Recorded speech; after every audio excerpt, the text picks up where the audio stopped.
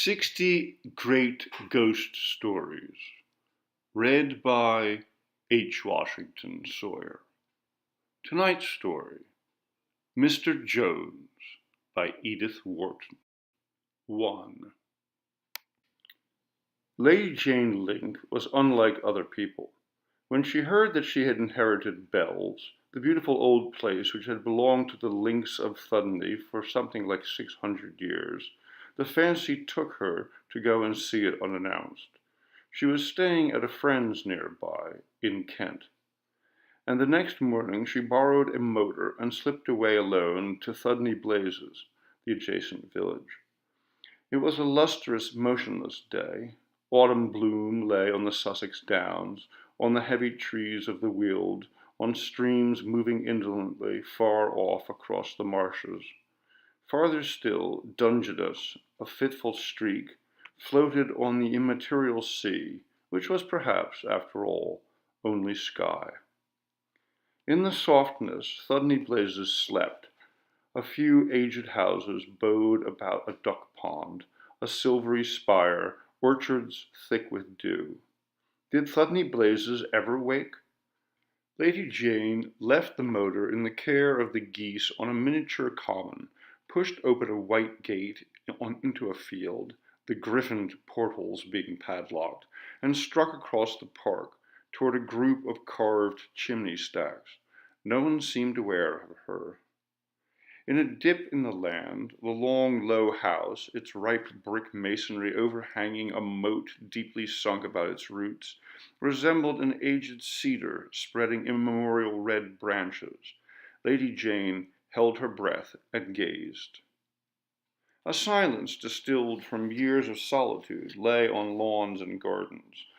No one had lived at Bells since the last Lord Thudney, then a penniless younger son, had forsaken it 60 years before to seek his fortune in Canada, and before that he and his widowed mother, distant poor relations, were housed in one of the lodges, and the great place, even in their day, had been as mute and solitary as the family vault. Lady Jane, daughter of another branch, to which an earldom and considerable possessions had accrued, had never seen Bells, hardly heard its name. A succession of deaths and the whims of an old man that she had never known now made her heir to all this beauty, and as she stood and looked, she was glad that she had come to it from so far, from impressions so remote and different. It would be dreadful to be used to it, to be thinking already about the state of the roof, the cost of the heating system. Till this, her 35th year, Lady Jane had led an active, independent, and decided life. One of several daughters, moderately but sufficiently provided for, she had gone early from home, lived in London lodgings, traveled in tropic lands, spent studious summers in Spain and Italy, and written 2 or 3 brisk, businesslike little books about cities usually dealt with sentimentally. And now, just back from a summer in the south of France, she stood ankle-deep in wet bracken and gazed at Bells lying there under a September sun that looked like moonlight. "I shall never leave it," she ejaculated, her heart swelling as if she had taken the vow to a lover. She ran down the last slope of the park and entered the faded formality of gardens with clipped yews as ornate as architecture and holly hedges as solid as walls. Adjoining the house rose a low, deep-buttressed chapel. Its door was ajar, and she thought this was a good augury. Her forebears were waiting for her. In the porch she remarked fly-blown notices of services, an umbrella stand, a disheveled doormat. No doubt the chapel served as the village church. The thought gave her a sense of warmth and neighborliness. Across the damp flags of the chancel, monuments and brasses showed through the traceried screen. She examined them curiously. Some hailed her with vocal memories, others whispered out of the remote and the unknown. It was a shame to know so little about her own family. But neither Crofts nor Links had ever greatly distinguished themselves. They had gathered substance simply by holding on to what they had and slowly accumulating privileges and acres. Mostly by clever marriages, Lady Jane thought, with faint contempt. At that moment her eyes lit upon one of the less ornate monuments, a plain sarcophagus of grey marble niched in a wall and surmounted by the bust of a young man with a fine, arrogant head, a Byronic throat, and tossed-back curls. Peregrine Vincent Theobald Link, Baron Clouds, 15th Viscount Thudney of Bells, Lord of the Manors of Thudney, Thudney Blazes, Upper Link, Link Linnet, so it ran, with the usual tedious enumeration of honors, titles, court, and county offices, ending with, born on May 1st, 1790, perished of the plague at Aleppo, 1828. And underneath, in small cramped letters, as if crowded as an afterthought into an insufficient space, also his wife. That was all. No names, dates, honors, epithets for the Viscountess Thudney. Did she too die of the plague at Aleppo?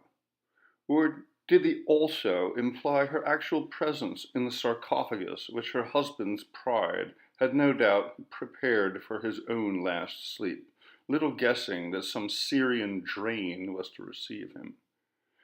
Lady Jane racked her memory in vain.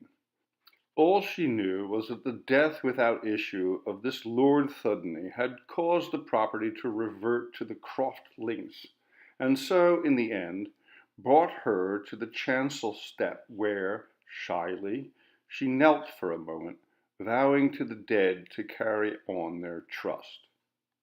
She passed on to the entry court, and stood at last at the door of her new home, a blunt tweed figure in heavy mud-stained shoes.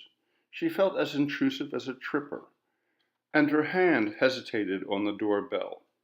I ought to have brought someone with me, she thought. An odd admission on the part of a young woman who, when she was doing her books of travel, had prided herself on forcing single-handedly the most closely guarded doors. But those other places, as she looked back, seemed easy and accessible compared to bells. She rang, and a tinkle answered, carried on by a flurried echo which seemed to ask what in the world was happening. Lady Jane, through the nearest window, caught the spectral vista of a long room with shrouded furniture. She could not see its farther end, but she had a feeling that someone stationed there might very well be seeing her. Just at first, she thought, I shall have to invite people here, to take the chill off. She rang again, and the tinkle again prolonged itself, but no one came. At last she reflected that the caretakers probably lived in the back of the house, and pushing open a door in the courtyard wall, she worked her way around to what seemed a stable yard. Against the purple brick sprawled a neglected magnolia, bearing one late flower as big as a planet. Lady Jane rang at a door marked Service. This bell, though also languid, was a wakefuller sound, as if it were more used to being rung, and still knew what was likely to follow. And after a delay, during which Lady Jane again had the sense of being peered at, from above through a lowered blind, a bolt shot, and a woman looked out. She was youngish, unhealthy, respectable, and frightened, and she blinked at Lady Jane like someone waking out of a sleep. Oh, said Lady Jane, do you think I might visit the house? The house? I'm staying near here. I'm interested in old houses. Mightn't I take a look? The young woman drew back. The house isn't shown. Oh, but not to, Jane weighed the case. You see, she explained, I know some of the family.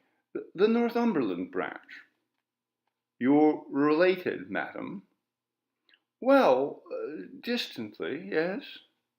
It was exactly what she had not meant to say, but there seemed no other way. The woman twisted her apron strings in perplexity. Come, you know, Lady Jane urged, producing half a crown. The woman turned pale. I couldn't, madam, not without asking. It was clear that she was sorely tempted. Well, ask, won't you? Lady Jane pressed the tip into a hesitating hand. The young woman shut the door and vanished. She was away so long that the visitor concluded her half-crown had been pocketed, and there was an end, and she began to be angry with herself, which was more often her habit than to be so with others. Well, for a fool, Jane, you're a complete one, she grumbled. A returning footstep, listless, reluctant, the tread of one who is not going to let her in. It began to be rather comic. The door opened. The young woman said in her dull sing-song, Mr. Jones says that no one is allowed to visit the house. She and Lady Jane looked at each other for a moment, and Lady Jane read the apprehension in the other's eyes. Mr. Jones, oh, yes, of course, keep it. She waved away the woman's hand. Thank you, madam. The door closed again. Lady Jane stood and gazed up at the inexorable face of her own home. 2. But you didn't get in. You actually came back without so much as a peep. Her story was received that evening at dinner with mingled mirth and incredulity. But, my dear, you mean to say you asked to see the house and they wouldn't let you?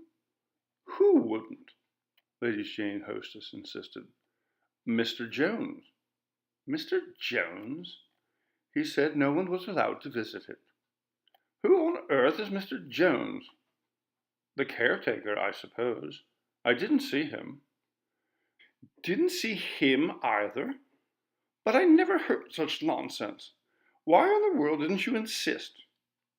Yes, why didn't you? They all chorused. And she could only answer a little lamely, I think I was afraid.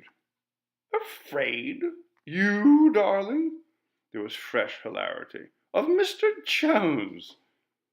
I suppose so, she joined in with a laugh. And yet, she knew it was true. She had been afraid. Edward Stammer, the novelist, an old friend of her family, had been listening with an air of abstraction, his eyes on his empty coffee cup. Suddenly, as the mistress of the house pushed back her chair, he looked across the table at Lady Jane. It's odd. I've just remembered something. Once, when I was a youngster, I tried to see Bells. Over 30 years ago, it must have been. He glanced at his host. Your mother drove me over. We were not let in.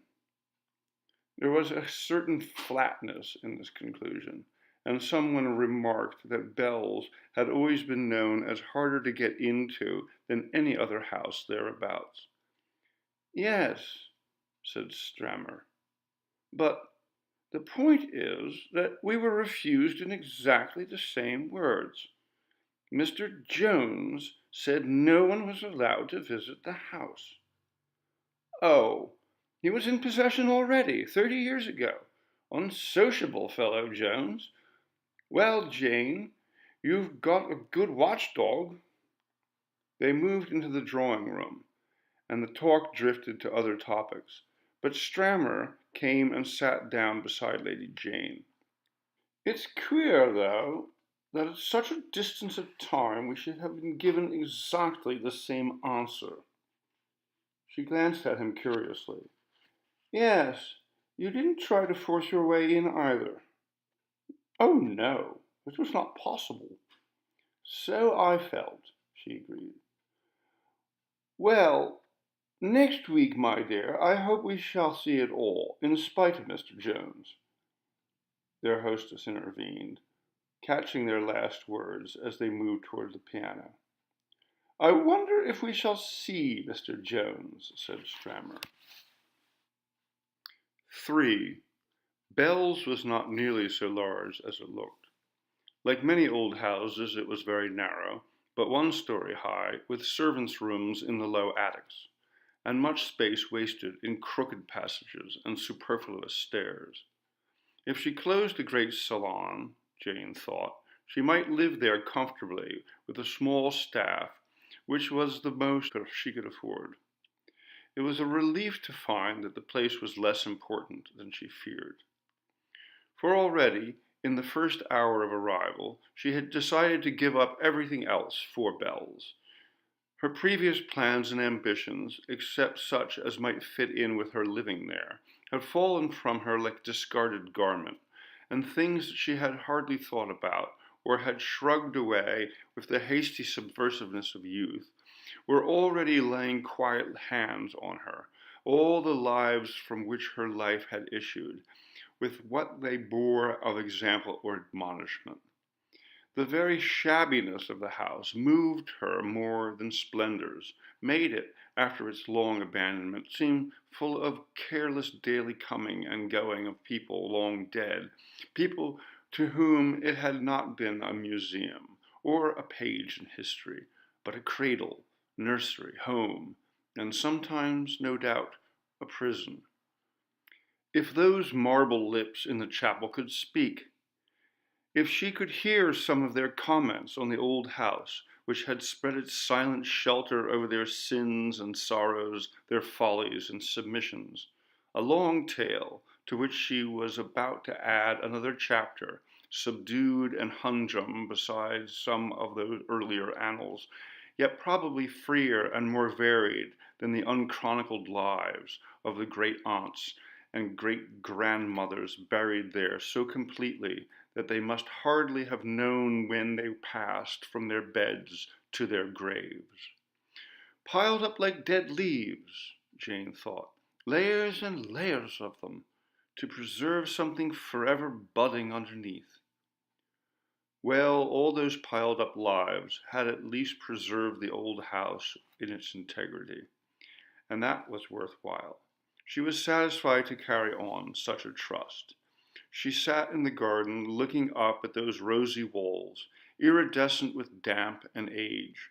She decided which windows should be hers, which rooms given to the friends from Kent who were motoring over, Strammer among them, for a modest housewarming. Then she got up and went in. The hour had come for domestic questions, for she had arrived alone, unsupported even by the old family housemaid her mother had offered her. She preferred to start afresh, convincing her that her small household could be staffed from the neighborhood. Mrs. Clem, the rosy-cheeked old person who had curtsied her across the threshold, would doubtless know. Mrs. Clem, summoned to the library, curtsied again. She wore black silk, gathered and spreading as to skirt, flat and perpendicular as to bodice. On her glossy false front was a black lace cap with ribbons which had faded from violet to ash color, and a heavy watch chain descended from the lava brooch under her crochet collar. Her small round face rested on a collar like a red apple on a white plate, neat, smooth, circular, with pursed-up mouth, eyes like black seeds, and round ruddy cheeks with the skin so taut that one had to look close to see that it was as wrinkled as a piece of old crackly. Mrs. Clem was sure that there would be no trouble about servants. She herself could do a little cooking, though her hand might be a bit out, and there was her niece to help, and she was quite of her ladyship's opinion that there would be no need to get in strangers. They were mostly a poor lot, and besides, they might not take to bells. There were persons who didn't. Mrs. Clem smiled a sharp little smile, like the scratch of a pin, as she added that she hoped her ladyship wouldn't be one of them. As for underservants, well, a boy perhaps. She had a great nephew she might send for. About women, under housemaids, if her ladyship thought they couldn't manage as they were, well, she didn't know. Thudney Blazes? Oh, she didn't think so. There were more dead than living in Thudney Blazes. Everyone was leaving there, or in the churchyard, one house after another being shut. Death was everywhere, wasn't it, my lady? Mrs. Clem said it with another of her short, sharp smiles, which provoked the appearance of a frosty dimple. But my niece Georgiana is a hard worker, my lady. Her that let you in the other day. That didn't, Lady Jane corrected. Oh, my lady, it was too unfortunate. If only your ladyship had said. Poor Georgiana had ought to have seen, but she never did have her wits about her, not for answering the door. But she was only obeying orders. She went to ask Mr. Jones. Mrs. Clem was silent. Her small hands, wrinkled and resolute, fumbled with the folds of her apron, and her quick eyes made the circuit of the room and then came back to Lady Jane's. Just so, my lady, but, as I told her, you ought to have known. And who is Mr. Jones? Mrs. Clem's smile snapped out again, deprecating, respectful. Well, my lady, he's more dead than living too, if I may say so, was her surprising answer. Is he? I'm sorry to hear that. But who is he? Well, my lady, he's my great-uncle, as it were, my grandmother's own brother, as you might say. Ah, I see. Lady Jane considered her with growing curiosity. He must have reached a great age then. Yes, my lady, he has that, though I'm not, Mrs. Clem added, the dimple showing, as old myself as your ladyship might suppose. Living at Bells all these years has been aging to me, but it would be to anybody. I suppose yes, and yet, Lady Jane continued, Mr. Jones has survived, has stood it well, as you certainly have. Oh, not so well as I have, Mrs. Clem interjected, as if resentful of the comparison. At any rate, he still mounts guard, mounts it as well as he did 30 years ago. 30 years ago? Mrs. Clem echoed, her hands dropping from her apron to her sides. Wasn't he here 30 years ago? Oh, yes, my lady, certainly. He's never once been away that I know of. What a wonderful record! And what exactly are his duties? Mrs. Clem paused again, her hands still motionless in the folds of her skirt. Lady Jane noticed that the fingers were tightly clenched, as if to check an involuntary gesture.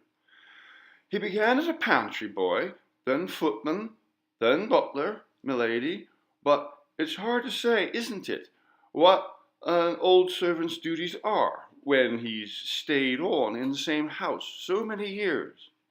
Yes, and that house always empty. Just so, my lady. Everything came to depend on him, one thing after another. His late lordship thought the world of him. His late lordship? But he was never here. He spent all his life in Canada. Mrs. Clem seemed slightly disconcerted. Certainly, my lady. Her voice said, Who are you to set me right as to the chronicles of Bells? But by letter, my lady. I can show you the letters, and there was his lordship before, the 16th Viscount. He did come here once. Ah, did he? Lady Jane was embarrassed to find how little she knew about them all. She rose from her seat. They were lucky, all these absentees, to have someone to watch over their interests so faithfully. I should like to see Mr. Jones, to thank him. Will you take me to him now? Now? Miss Clem moved back a step or two. Lady Jane fancied her cheeks paled a little under their ruddy varnish. "Oh, not today, my lady." "Why? Isn't he well enough?" "Not nearly. It's between life and death, as it were," Mrs. Clem repeated, as if the phrase were the nearest approach that she could find to a definition of Mr. Jones's state. "He wouldn't even know who I was?" Mrs. Clem considered a moment. "I won't say that, my lady." Her tone implied that to do so might appear disrespectful. "He'd know you, my lady, but you wouldn't know him."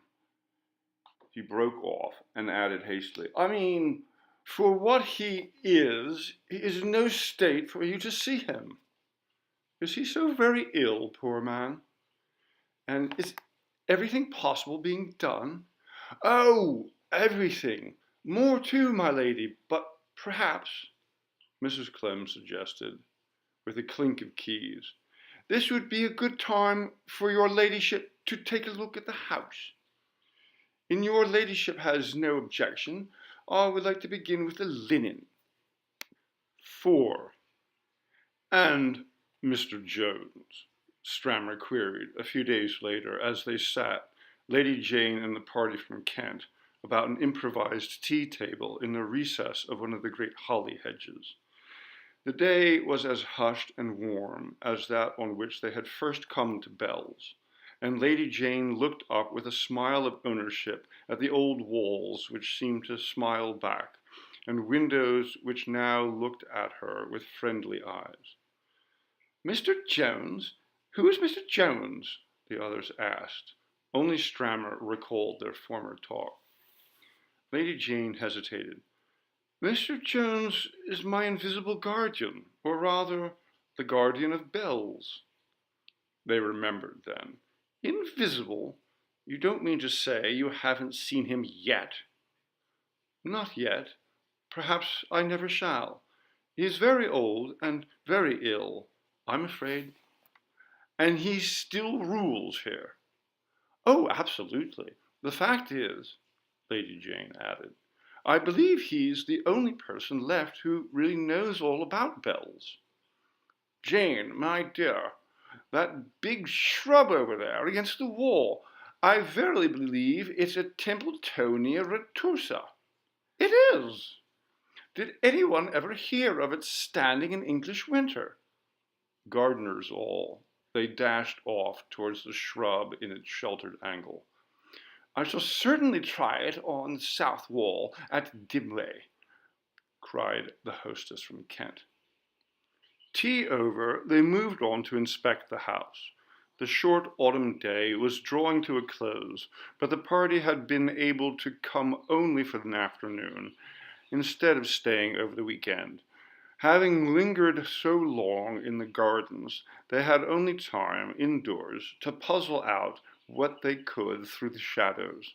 Perhaps, Lady Jane thought, it was best hour to see the house like Bells, so long abandoned, and not yet warmed into new life. The fire she had had lit in the salon sent its radiance to meet them, giving the great room an air of expectancy and welcome. The portraits, the Italian cabinets, the shabby armchairs and rugs, all looked as if life had but lately left them, and Lady Jane said to herself, "Perhaps Mrs. Clem was right in advising me to live here and close the blue parlor. My dear, what a fine room! Pity it faces north. Of course you'll have to shut it in winter. It would cost a fortune to heat." Lady Jane hesitated. "I don't know. I had meant to, but there seems to be no other." "No other? In all this house?" They laughed. One of the visitors, going ahead and crossing the paneled anteroom, cried out, "But here! A delicious room! Windows south, yes, and west. The warmest in the house. This is perfect." They followed. The blue room echoed with exclamations. "Those charming curtains and the parrots, and the blue of the petit-point fire screen. But Jane, of course you must live here. Look at this citron wood desk." Lady Jane stood on the threshold. It seems that the chimney smokes hopelessly. Hopelessly? Nonsense. Have you consulted anybody? I'll send you a wonderful man. Besides, if you put in one of those one-pipe heaters at Dipway. Strammer was looking over Lady Jane's shoulder. What does Mr. Jones say about it? He says no one has ever been able to use this room, not for ages. It was the housekeeper who told me. She is his great niece, and seems to simply transmit his oracles. Strammer shrugged. Well, he's lived at Bells longer than you have. Perhaps he's right. How absurd! One of the ladies cried. The housekeeper and Mr. Jones probably spend their evenings here, and don't want to be disturbed. Look, ashes in the hearth. What did I tell you?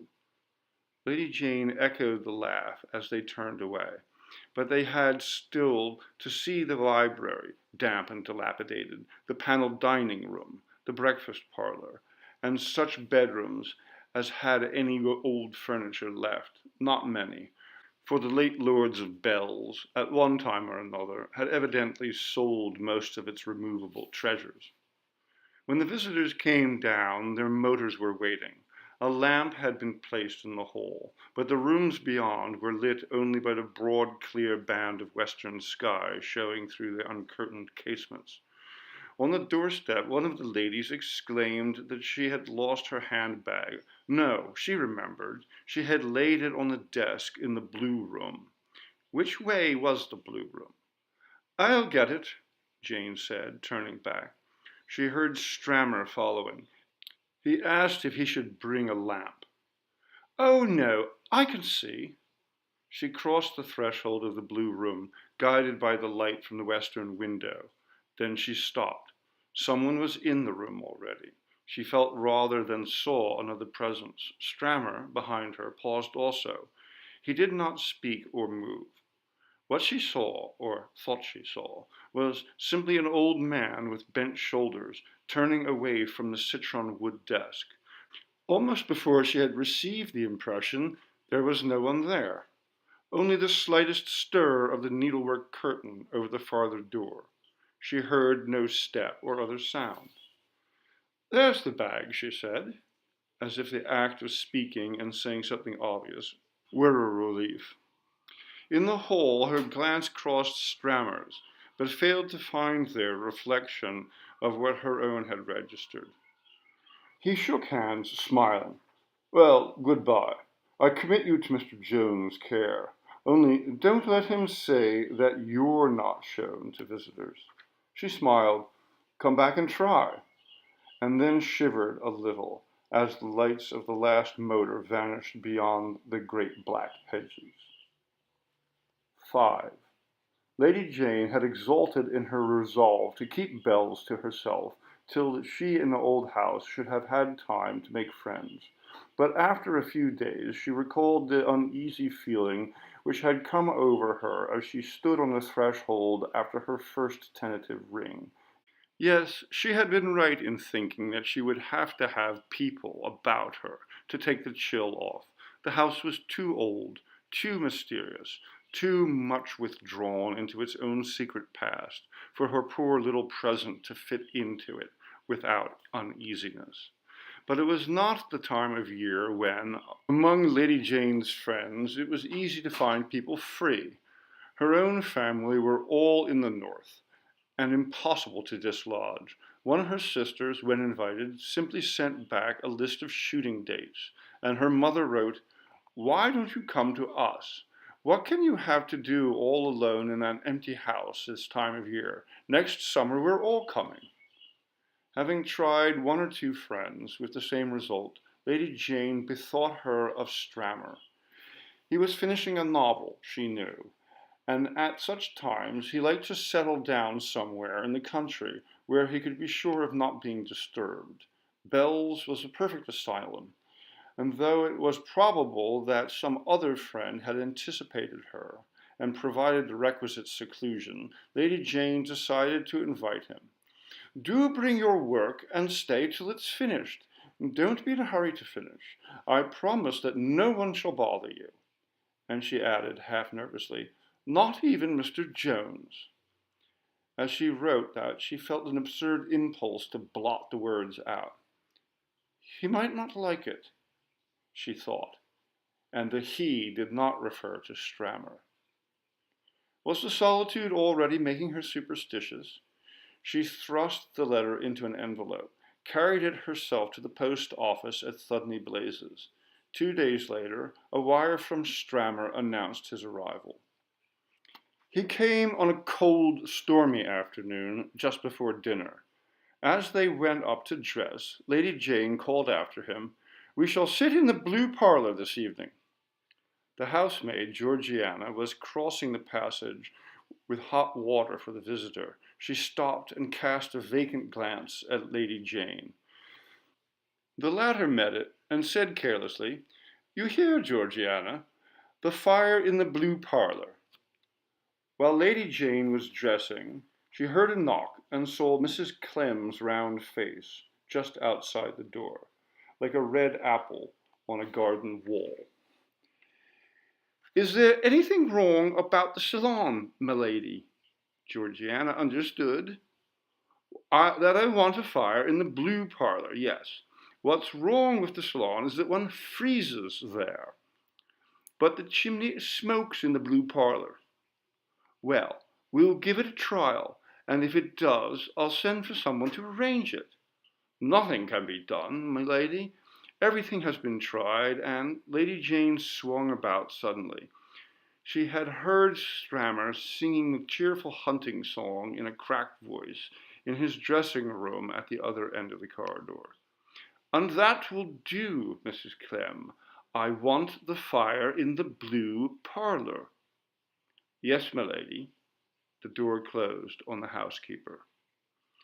"So you decided on the salon after all," Strammer said, as Lady Jane led the way there after their brief repast. "Yes, I hope you won't be frozen. Mr. Jones swears that the chimney in the blue parlour isn't safe, so until I can fetch a mason over from Strawbridge—" "Oh, I see." Strammer drew up to the blaze in the great fireplace. "Well, we're very well off here, though heating this room is going to be ruinous. Meanwhile, I note that Mr. Jones still rules." Lady Jane gave a slight laugh. "Tell me," Strammer continued, as she bent over the mixing of the Turkish coffee, "what is there about him? I'm getting curious." Lady Jane laughed again, and heard the embarrassment in her laugh. "So am I." "Well, you don't mean to say you haven't seen him yet?" "No, he's still too ill." "What's the matter with him? And what does the doctor say?" "He won't see the doctor." "But look here, if things take a worse turn, I don't know, but mightn't you be held to have been negligent?" "What can I do? Mrs. Clem says that he has a doctor who treats him by correspondence. I don't see that I can interfere." "Isn't there someone beside Mrs. Clem whom you can consult?" She considered. Certainly, as yet, she had not made much effort to get into relations with her neighbors. "I expected the vicar to call. I've inquired. There's no vicar any longer at Thudney Blazes. The curate comes from Strawbridge every other Sunday, and the one who comes now is new. Nobody in the place seems to know him."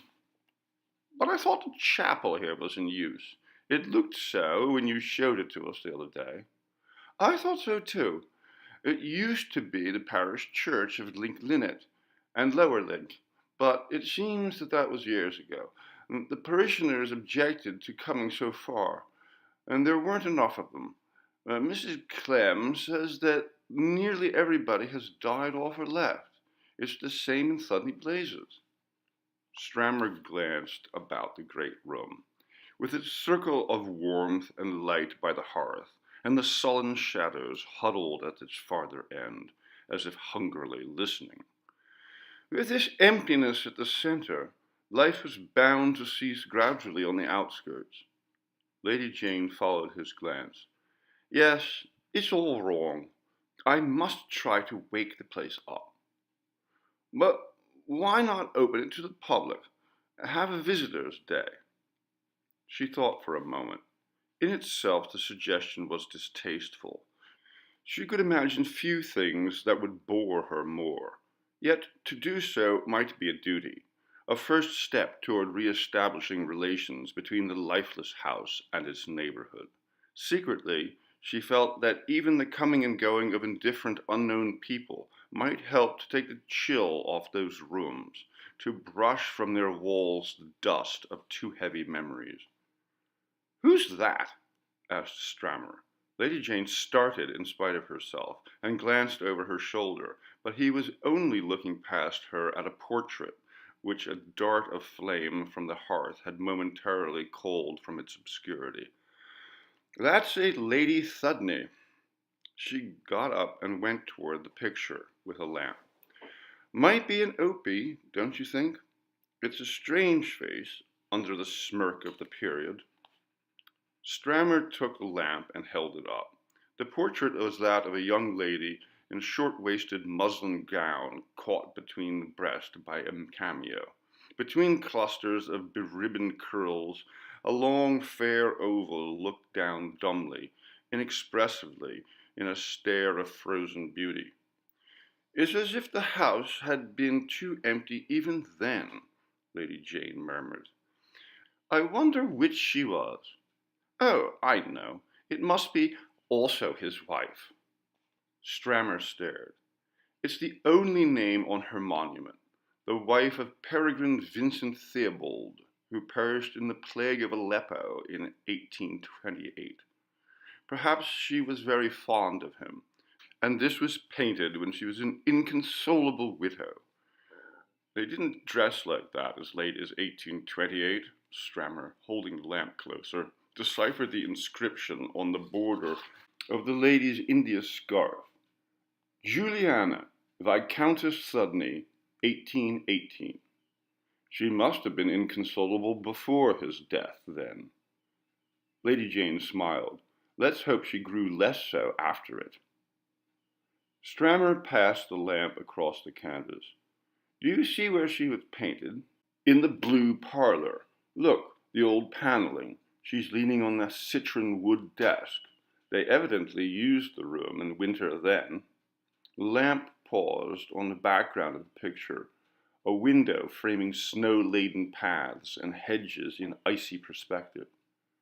"Curious," Strammer said, "and rather melancholy, to be painted against that wintry desolation. I wish you could find out more about her. Have you dipped into your archives?" "No. Mr. Jones, he won't allow that either." "Yes, but he's lost the key to the muniment room. Mrs. Clem has been trying to get a locksmith. Surely the neighborhood can still produce one?" "There was one in Thudney Places, but he died a week before I came." "Of course." "Of course? Well, in Mrs. Clem's hands, keys get lost, chimneys smoke, locksmiths die." Strammer stood, light in hand, looking down the shadowy length of the salon. "I say, let's go and see what's happening now in the blue parlor." Lady Jane laughed. A laugh seemed easy with other voice nearby to echo it. "Let's." She followed him out of the salon, across the hall in which a single candle burned on a far-off table, and past the stairway yawning like a black funnel above them. In the doorway of the blue parlor, Strammer paused. "Now then, Mr. Jones." It was stupid, but Lady Jane's heart gave a jerk. She hoped that the challenge would not evoke the shadowy figure that she had half seen that other day. "Lord, it's cold." Strammer stood looking about him. "Those ashes are still in the hearth. Well, it's all very queer." He crossed over to the citron wood desk. "There's where she sat for the picture, and in this very armchair, look." "Oh, don't," Lady Jane exclaimed. The words slipped out unawares. "Don't what?" "Try those drawers." she wanted to reply, for his hand was stretched toward the desk. I'm frozen. I think I'm starting a cold. Do come away, she grumbled, backing toward the door. Strammer lighted her out without comment. As the lamplight slid along the walls, Lady Jane fancied that the needlework curtain over the farther door stirred as it had the other day, but it may have been the wind rising outside. The salon seemed like home when they got back to it. There is no Mr. Jones, Strammer proclaimed it triumphantly when they met the next morning. Lady Jane had motored off early to Strawbridge in quest of a mason and a locksmith. The quest had taken longer than she had expected, for everybody in Strawbridge was busy on jobs nearer by and unaccustomed to the idea of going to Bells, with which the town seemed to have had no communication within living memory. The younger workmen did not even know where the place was, and the best Lady Jane could do was to coax a locksmith apprentice to come with her, on the understanding that he would be driven back to the nearest station as soon as the job was over. As for the mason, he had merely taken note of her request and promised half-heartedly to send someone when he could. Rather off our beat, though.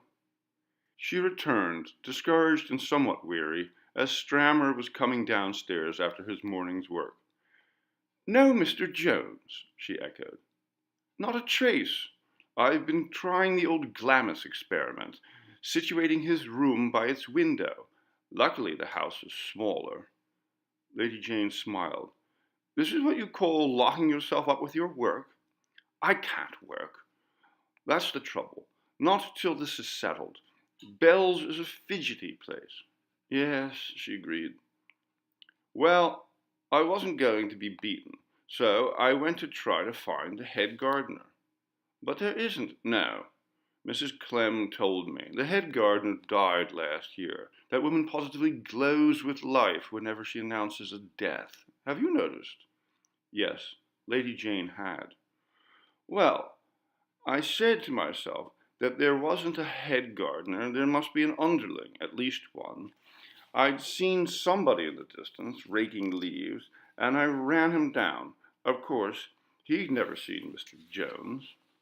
You mean poor old half-blind Jacob? He couldn't see anybody. Perhaps not. At any rate, he told me that Mr. Jones wouldn't let the leaves be buried for leaf mold. I forget why. Mr. Jones' authority extends even to the gardens. Yet, you say he doesn't exist. Wait. Jacob is half-blind, but he's been here for years, and he knows more about the place than you'd think. I got him talking about the house. I pointed up to one window after another, and he told me each time whose room it was, or had been, and he couldn't situate Mr. Jones. I beg your ladyship's pardon. Mrs. Clem was on the threshold, cheeks shining, skirt rustling, her eyes like drills. The locksmith your ladyship brought back. I understand it was for the lock of the muniment room. Well, he's lost one of his tools and can't do anything without it, so he's gone. The butcher's boy gave him a lift back. Lady Jane caught Strammer's faint chuckle. She stood and stared at Mrs. Clem, and Mrs. Clem stared back, differential but unflinching. Gone. Very well, I'll motor after him. Oh, my lady, it's too late. The butcher's boy had his motorcycle. Besides, what could he do? Break the lock, exclaimed Lady Jane, exasperated. Oh, my lady! Mrs. Clem's intonation marked the most respectful incredulity. She waited another moment, and then withdrew, while Lady Jane and Strammer considered each other. But this is absurd, Lady Jane declared when they were both lunched, waited on, and, as usual, by the flustered Georgiana. I'll break in that door myself, if I have to. Be careful, please, Georgiana, she added. I was speaking of doors, not dishes, for Georgiana had let fall with a crash the dish that she was removing from the table. She gathered up the pieces in her tremulous fingers and vanished. Jane and Strammer returned to the salon. Queer, the novelist commented. Yes, Lady Jane, facing the door, started slightly. Mrs. Clem was there again, but this time subdued, unrustling, bathed in that odd pallor which enclosed but seemed unable to penetrate the solid crimson of her cheeks. I beg pardon, my lady. The key is found. Her hand, as she held it out, trembled like Georgiana's. 7. It's not here, Strammer announced a couple of hours later. What isn't? Lady Jane queried, looking up from a heap of disordered papers. Her eyes blinked at him through a fog of yellow dust raised by her manipulations. The clue! I've got all of the 18 to 1840 papers here. And there's a gap. She moved over to the table above which he was bending. A gap? A big one. Nothing between 1815 and 1835. No mention of Peregrine or of Juliana. They looked at each other across the tossed papers, and suddenly Strammer exclaimed, Someone has been in here before us, just lately. Lady Jane stared, incredulous, and then followed the direction of his downward pointing hand. Do you wear flat heelless shoes? He questioned. And of that size? Even my feet are too small to fit into those footprints. Luckily, there wasn't time to sweep the floor. Lady Jane felt a slight chill, a chill of a different and more inward quality than the shock of stuffy coldness which had met them when they entered the unaired attic, set apart for the storing of the Thudney archives. But how absurd! Of course, when Mrs. Clem found we were coming in, she came up, or someone, to open the shutters. That's not Mrs. Clem's foot, or any other woman's. She must have sent a man, an old man with shaky, uncertain step. Look how it wanders. Mr. Jones, then, said Lady, half impatiently. Mr. Jones. And he got what he wanted and put it where? Ah, that. I'm freezing, you know. Let's give this up for the present. She rose, and Strammer followed her without protest. The muniment room was really untenable. I must catalogue all this stuff some day, I suppose, Lady Jane continued, as they went down the stairs. But meanwhile, what do you say to a good tramp and get the dust out of our lungs? He agreed, and turned back to his room to get some letters he wanted to post at Thudney Blazes. Lady Jane went down alone.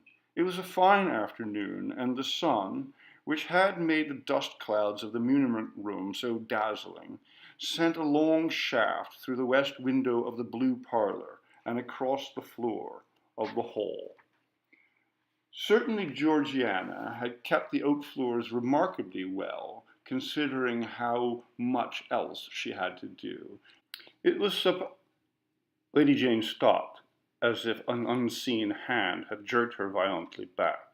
On the smooth parquet before her, she had caught the trace of dusty footprints, the prints of broad-soled, heelless shoes, making for the blue parlor and crossing its threshold. She stood still with the same inward shiver that she had felt upstairs when, avoiding the footprints, she too stole very softly toward the blue parlor, pushed the door wider, and saw, in the long dazzle of autumn light, as if translucent, edged with glitter, an old man at the desk. Mr. Jones! A step came up behind her, Mrs. Clem with a post-bag. You called, my lady? Yes. When she turned back to the desk, there was no one there. She faced about to the housekeeper. Who was that? Where, my lady? Lady Jane, without answering, moved toward the needlework curtain, in which she had detected the same faint tremor as before. Where does that door go to, behind the curtain? Nowhere, my lady. I mean, there is no door. Mrs. Clem had followed. Her step sounded quick and assured. She lifted the curtain with a firm hand. Behind it was a rectangle of roughly plastered wall, where an opening had visibly been bricked up. When was that done? The wall built up. I couldn't say. I've never known it otherwise, answered the housekeeper. The two women stood for an instant, measuring each other with level eyes, and then the housekeeper's were slowly lowered, and she let the curtain fall from her hand. There are a great many things in old houses that nobody knows about, she said. There shall be as few as possible in mine, said Lady Jane. My lady, said the housekeeper, stepping quickly in front of her. My lady, what are you doing? She gasped. Lady Jane had turned back to the desk at which she had just seen, or fancied she had seen, the bending figure of Mr. Jones. I am going to look through these drawers, she said. The housekeeper still stood in pale immobility between her and the desk. No, my lady, no, you won't do that. Because? Mrs. Clem crumpled up her black silk apron with a despairing gesture. Because, if you will have it, that is where Mr. Jones keeps his private papers. I know he oughtn't to. Ah, then it was Mr. Jones I saw here. The housekeeper's arms sank to her sides, and her mouth hung open on an unspoken word. You saw him? The question came out as a confused whisper.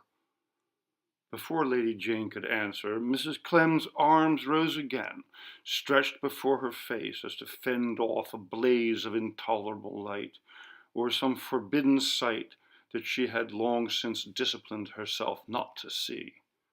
Thus screening her eyes, she hurried across the hall to the door of the servants' wing. Lady Jane stood for a moment looking after her. Then, with a slightly shaking hand, she opened the desk and hurriedly took out from it all the papers, a small bundle that it contained. With them she passed back into the salon. As she entered it, her eye was caught by the portrait of the melancholy lady in the short-waisted gown, whom she and Strammer had christened also his wife. The lady's eyes, usually so empty of all awareness save of her own frozen beauty, seemed suddenly waking to an anguished participation in the scene. Fudge, whispered Lady Jane, shaking off the spectral suggestion as she turned to meet Strammer on the threshold. 8. The missing papers were all there. Strammer and she spread them out hurriedly on the table, and at once proceeded to gloat over their find. Not a particularly important one indeed in the long history of the Links and the Crofts. It took up hardly more space than the little handful of documents did, in actual bulk, among the stacks of the muniment room. But the fact that these papers filled in a gap in the chronicles of the house and situated the sad-faced beauty as veritably the wife of Peregrine Viscount Theobald Link, who had perished of the plague in Aleppo, 1828. This was a discovery sufficiently exciting to whet amateur appetites, and to put out of Lady Jane's mind the strange incident which had attended the opening of the cabinet. For a while, she and Strammer sat silently and methodically going through their respective piles of correspondence. But presently Lady Jane, after glancing over one of the yelling pages, uttered a startled exclamation. How strange! Mr. Jones again. Always Mr. Jones. Strammer looked up from the papers he was sorting. You too. I've got a lot of letters here, addressed to a Mr. Jones by Peregrine Vincent, who seems to have been always disporting himself abroad and chronically in want of money. Gambling debts, apparently. And women. A dirty record altogether. Yes, my letter is not written to Mr. Jones, but it's about one. Listen. Lady Jane began to read. Bells, February 20th, 1826. It's from poor also his wife to her husband.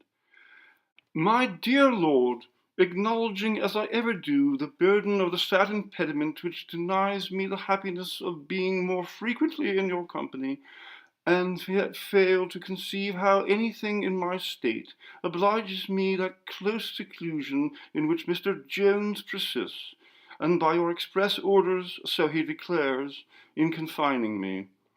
Surely, my lord, had you found it possible to spend more time with me since the day of our marriage, you would yourself have seen to be unnecessary to put this restraint upon me. It is true, alas, that my unhappy infirmity denies me the happiness to speak with you, or to hear the accents of your voice I should love to above all others, could it but reach me.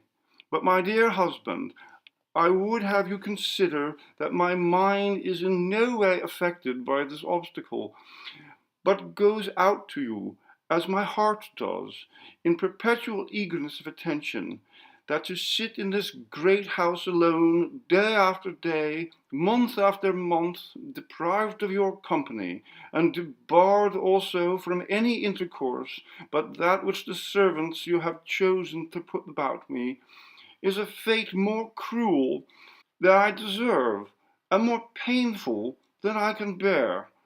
I have entreated Mr. Jones, since he seems all-powerful with you, to represent this to you, and to transmit this my last request, for should I fail, I am resolved to make no other, that you should consent to my making the acquaintance of a few of your friends and neighbours, among whom I cannot but think there must be some kind hearts that would take pity on my unhappy situation, and afford me such companionship as would give me more courage to bear your continual absence. Lady Jane folded up the letter. Deaf and dumb. Ah, the poor creature. That explains the look. And this explains the marriage, Strammer continued, unfolding a stiff parchment document. Here are the Viscountess of Thudney's marriage settlements. She appears to have been a Miss Portello, daughter of Obadiah Portella, Esquire, of Purflew Castle, Carmarthenshire, and Bombay House, Twickenham, East India merchant, senior member of the banking house of Portello and Prest, and so on and so on. And the figures run into the hundreds of thousands. It's rather ghastly, putting the two things together, all the millions and imprisonment in the Blue Parlour. I suppose her Viscount had to have the money, and was ashamed to have it known how he got it. Lady Jane shivered. Think of it, day after day, winter after winter, year after year, speechless, soundless, alone, under Mr. Jones' guardianship. Let me see. What year were they married? In 1817. And only a year later that portrait was painted, and she had that frozen look already. Strammer mused.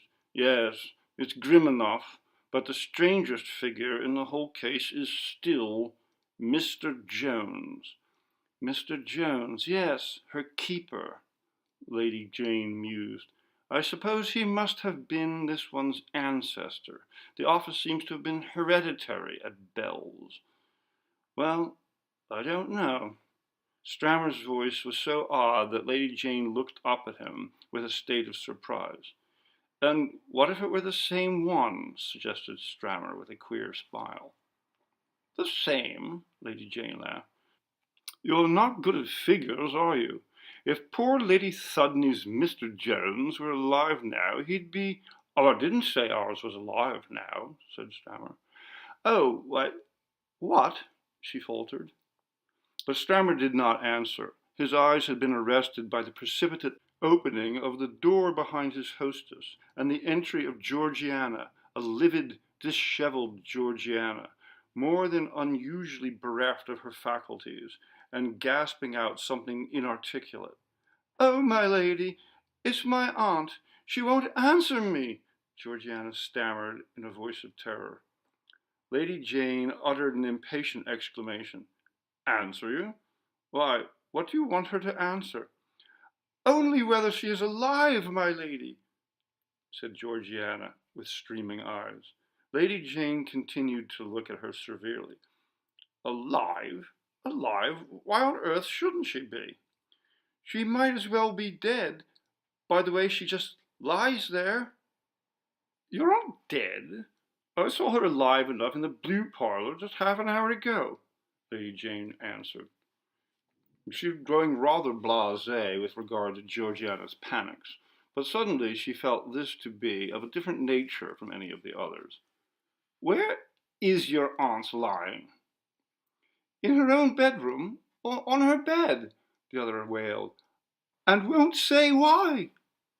Lady Jane got to her feet, pushing aside the heaped-up papers, and hastening to the door with Strammer in her wake. As they went up the stairs, she realized that she had seen the housekeeper's bedroom only once, on the day of her first obligatory round of inspection, and when she had taken possession of Bells. She did not even remember very clearly where it was, but followed Georgiana down the passage and through a door which communicated, rather surprisingly, with a narrow walled-in staircase that was unfamiliar to her. At its top, she and Strammer found themselves on a small landing upon which two doors opened. Through the confusion of her mind, Lady Jane noticed that these rooms, with their special staircase leading down to what had always been called his lordship's suite, must obviously have been occupied by his lordship's confidential servants. In one of them, presumably, had been lodged the original Mr. Jones, a Mr. Jones of the yellow letters, the letters purloined by Lady Jane. As she crossed the threshold, Lady Jane remembered the housekeeper's attempt to prevent her from touching the contents of the desk. Mrs. Clem's room, like herself, was neat, glossy, and extremely cold. Only Mrs. Clem herself was no longer like Mrs. Clem. The red apple glaze had barely faded from her cheeks, and not a lock was disarranged in the unnatural luster of her false front. Even her cap ribbons hung symmetrically along either cheek. But death had happened to her, and had made her into someone else. At first glance, it was impossible to say if the unspeakable horror in her wide-open eyes were only the reflection of that change, or of the agent by whom it had come. Lady Jane, shuddering, paused for a moment while Strammer went up to the bed. Her hand is warm still, but no pulse. He glanced about the room. A glass anywhere? The cowering Georgiana took a hand glass from the neat chest of drawers, and Strammer held it over the housekeeper's drawn-back lip. She's dead, he pronounced. Oh, poor thing, but how? Lady Jane drew near, and was kneeling down, taking the inanimate hand in hers, when Strammer touched her on the arm, and then silently raised a finger of warning. Georgiana was crouching in the farther corner of the room, her face buried in her lifted arms. Look here, Strammer whispered. He pointed to Mrs. Clem's throat, and Lady Jane, bending over, distinctly saw a circle of red marks on it. Marks of recent bruises. She looked again into the awful eyes. She's been strangled, Strammer whispered. Lady Jane, with a shiver of fear, drew down the housekeeper's lids. Georgiana, her face hidden, was still sobbing convulsively in the corner. There seemed, in the air of the cold, orderly room, something that forbade wonderment and silenced conjecture. Lady Jane and Strammer stood and looked at each other without speaking. At length, Strammer crossed over to Georgiana, touched her on the shoulder. She appeared unaware of the touch, and he grasped her shoulder and shook it. Where is Mr. Jones? He asked. The girl looked up, her face blurred and distorted with weeping, her eyes dilated, as if with a vision of some latent terror. Oh, sir, she's not really dead, is she? Strammer repeated his question in a loud, authoritative tone, and slowly she echoed it in a scarce-heard whisper.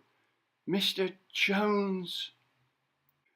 Get up, girl, and send him here to us at once, or tell us where to find him. Georgiana, moved by an old habit of obedience, struggled to her feet and stood unsteadily, her heaving shoulders braced against the wall.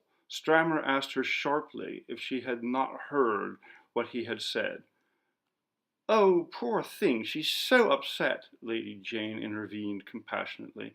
Tell me, Georgiana, where shall we find Mr. Jones? The girl turned to her with eyes as fixed as a dead woman's. You won't find him anywhere, she slowly said. Why not?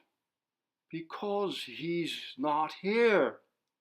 Not here? Where is he then? Stammer broke in.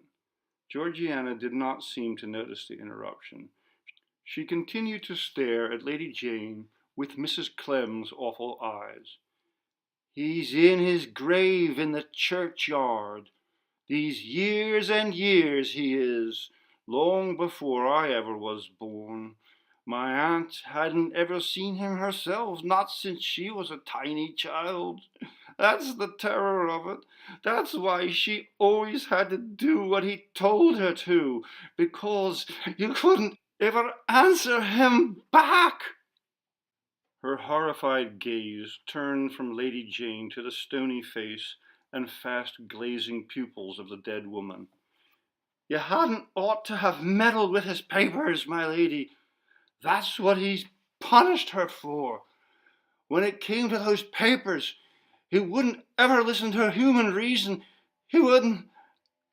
Then, flinging her arms above her head, Georgiana straightened herself to her full height before falling in a swoon at Strammer's feet.